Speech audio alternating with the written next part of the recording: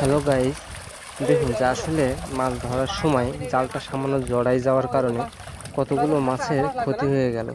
আসলে মাছগুলো অনেক জড়াই গেছে, আসলে সব তো দেখানো যাচ্ছে না একটা ভিডিও। আসলে অনেক অনেক মাছ জড়াই গেছে। এখন আমরা সবাই মিলে পরে এই মাছগুলো ছাড়াইছিলাম, তাতে করে দেখা যাচ্ছে সৃষ্টিকর্তা কৃপায় আমার বেশি মাছ কাটেনি, কিন্তু অনেক মাছ কাটার কথা ছিল।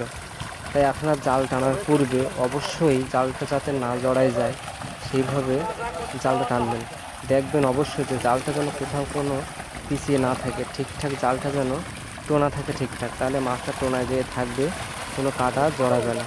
আর জড়ালেও ভবিষ্যৎ দুটো একটা, কিন্তু আমার অনেক অনেক অনেক মাছ জড়াই গেছিলো, যার জন্য আমি অনেকটা কষ্টের সম্মুখীন ও টেনশন ভোগ করছিলাম যে কতগুলো মাছ কেটে যায়। যদিও আমার এই মাছগুলো অন্য পুকুরে ট্রান্সফার করার জন্য ধরা হচ্ছে।